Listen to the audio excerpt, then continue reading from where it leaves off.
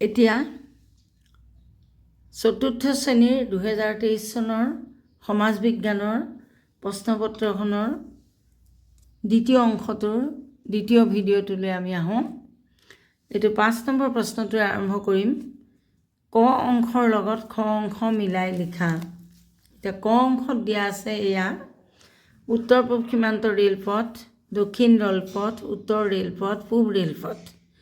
সোঁহাতে দিয়া আছে ইয়াৰ মুখ্য কাৰ্যালয়বিলাক ক'ত ক'ত আছে।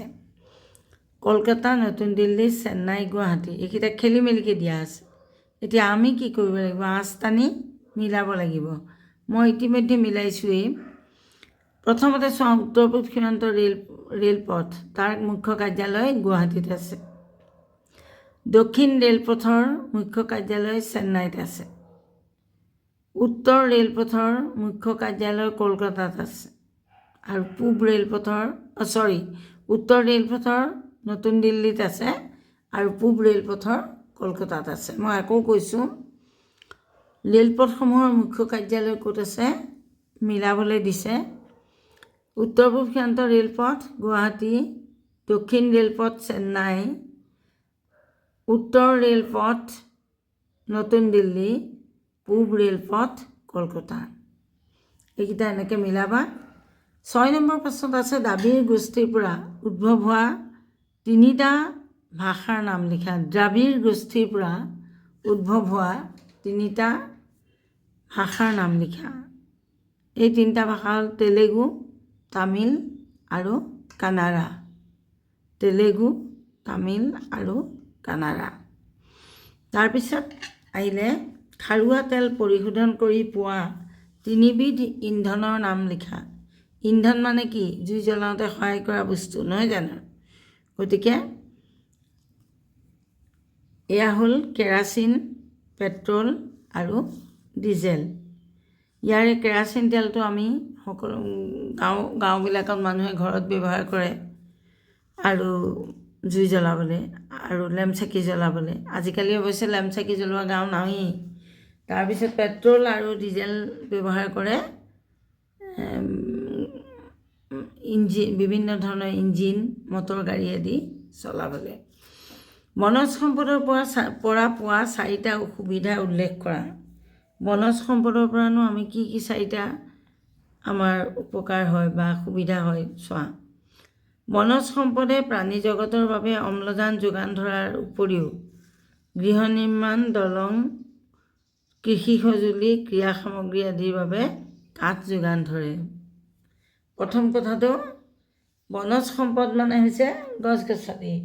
বনজ সম্পদে মানুহৰ জীৱন ধাৰণৰ বাবে প্ৰয়োজনীয় অম্লজান গেছ যোগান ধৰে আৰু তাৰ লগতে বিভিন্ন কৃষি সঁজুলি, ঘৰ দুৱাৰ, আচবাব পত্ৰ আদি সাজিবলৈ যি কাঠ লাগে সেয়া বনজ সম্পদৰ পৰা আমি পাওঁ। তাৰপিছত আহিলে বনজ সম্পদ জীৱ জন্তুৰ বাবে বিচৰণ ভূমিৰ সৃষ্টি কৰি সেইবোৰৰ জীৱন ধাৰণত সহায় কৰে। অৰ্থাৎ জীৱ জন্তুৰ আশ্ৰয়স্থল। বনজ সম্পদ মানে হৈছে হাবি বননি। হাবি বননি জীৱ জন্তু থাকে, নহয় জানো? গতিকে এই জীৱ জন্তুৰ বাবে আশ্ৰয়স্থল গঢ়ি তোলে। তৃতীয়টো হৈছে দেশৰ সৌন্দৰ্য বৃদ্ধি কৰে। গছ বন থাকিলে দেশৰ সৌন্দৰ্য বৃদ্ধি হয়। তাৰপিছত পৰ্যটনৰ জৰিয়তে দেশত ৰাজহ বৃদ্ধিৰ সহায় কৰে। এই যে আমাৰ ইয়াত অসমত, তোমালোকক মই বুজাবৰ কাৰণে কৈছোঁ দেই, অসমত যে বিভিন্ন ধৰণৰ হাবি বননি আছে, কাজিৰঙা অভয়াৰণ্য, মানাহ অভয়াৰণ্য, ওৰাং বনাঞ্চল ইত্যাদি বিভিন্ন আছে। এইবিলাকে কি হয়, ধুনীয়া কৰে ছাইটবিলাক আৰু লগতে এইবিলাকত থকা জীৱ জন্তুবোৰ চাবলৈ দেশ বিদেশৰ মানুহ আহে। গতিকে সেইটোকে কোৱা হয় পৰ্যটন। ফুৰিবলৈ যে মানুহ আহে সেইটোৱে হ'ল পৰ্যটন। আৰু এই পৰ্যটনৰ জৰিয়তে কি হয়, আমাৰ ৰাজহ বৃদ্ধি হয়, অৰ্থাৎ টকা পইচা আমাৰ উপাৰ্জন হয়। যিখিনি টকা পইচা উপাৰ্জন হয় সেইখিনি দেশৰ বাবে হয়, ৰাজ্যৰ বাবে হয়। গতিকে এইটোক ৰাজহ বুলি কয়, ৰাজহ উপাৰ্জন হয়। তাৰপিছত 9 নম্বৰটো হৈছে ভাৰতীয় সংগীতৰ ভাগ কেইটা আৰু কি কি। ভাৰতীয় সংগীতৰ ভাগ প্ৰধানতঃ দুটা মেইন ভাগ। সেই দুটা হৈছে লোকসংগীত আৰু শাস্ত্ৰীয় সংগীত। আৰু এই দুটা ভাগৰো আকৌ বিভিন্ন শাখা আছে। লোকসংগীত আৰু শাস্ত্ৰীয় সংগীতৰ উপৰিও আধুনিক সৃজনশীল গীতো ভাৰতীয় সংগীতৰ এক অন্যতম ভাগ বা ধাৰা। এতিয়া 10 নম্বৰ প্ৰশ্নটো চোৱা। 10 নম্বৰ প্ৰশ্নটো, এটা গোলক আঁকি তাত দ্ৰাঘিমাৰেখা, অক্ষৰেখা আৰু বিষুৱৰেখা আঁকি দেখুওৱা। এই ছবিটো মই আঁকি সময় নষ্ট কৰা নাই। এইটো তোমালোকৰ পাঠ্যপুথিৰ 130 নম্বৰ পৃষ্ঠাত 130 নম্বৰ পৃষ্ঠাৰ এটা চিত্ৰ আছে, মই দেখুৱাই দিছোঁ তোমালোকক। এই চিত্ৰটো চাই তোমালোকে ঘৰত অভ্যাস কৰিবা। এয়া চোৱা, এইটোৱে হৈছে এই দীঘলকৈ যিবিলাক টানিছে এইবোৰ দ্ৰাঘিমাংশ। এইবোৰ পথালিকে যিবোৰ টানিছে এইবোৰ হৈছে অক্ষৰেখা। আৰু এই যিডাল মেইন মাজত গৈছে আঁচডাল 0 ডিগ্ৰী লিখা আছে, এইডাল হৈছে বিষুৱৰেখা। মনত থাকিবনে? পৃথিৱীখন এনেকুৱা, আৰু ইয়াত যিবোৰ এনেকৈ থিয়ৰি ৰেখা টনা আছে সেইবোৰ হৈছে দ্ৰাঘিমাংশ, আৰু যিবোৰ পথালিকে টনা আছে সেইবোৰ হৈছে অক্ষৰেখা। আৰু এই মাজত এইডাল যিডালত 0 ডিগ্ৰী লিখা আছে এইডাল হৈছে বিষুৱৰেখা। গতিকে তোমালোকে এই ছবিটো ঘৰত অভ্যাস কৰিবা। এইটো 23 চনত আহিছে, যেতিয়া এইবাৰ যে নাহিব তাৰ কোনো মানে নাই, এইবাৰো আহিব। গতিকে এইটো অলপ অভ্যাস কৰিবা ঘৰত।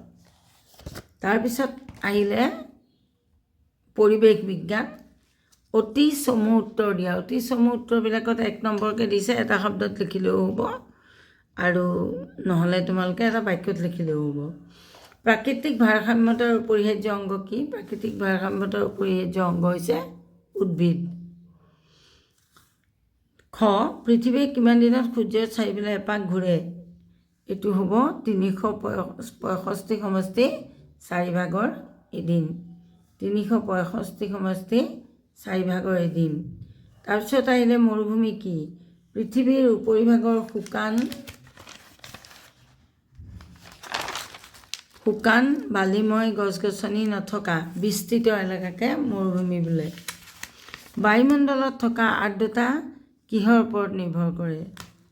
বায়ুমণ্ডলৰ আৰ্দ্ৰতা বায়ুমণ্ডলৰ উষ্ণতাৰ ওপৰত নিৰ্ভৰ কৰে। বায়ুমণ্ডলৰ আৰ্দ্ৰতা বায়ুমণ্ডলৰ উষ্ণতাৰ ওপৰত নিৰ্ভৰ কৰে।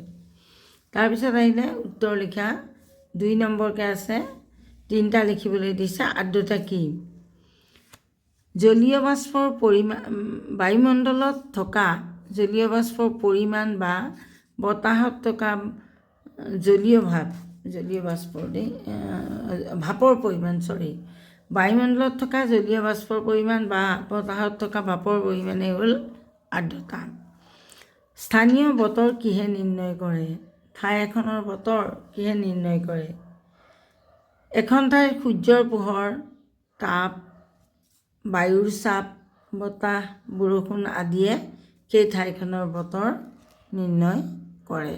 আকৌ কৈছোঁ, এখন ঠাইৰ সূৰ্যৰ পোহৰ, তাপ, বায়ুৰ চাপ, বতাহ, বৰষুণ আদিয়ে ঠাইখনৰ বতৰ নিৰ্ণয় কৰে।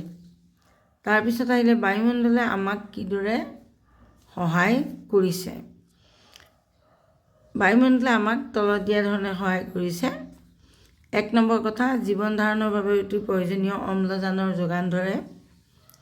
আৰু 2 নম্বৰ, সূৰ্যৰ অতিবেঙুনীয়া ৰশ্মিৰ পৰা আমাক ৰক্ষা কৰে।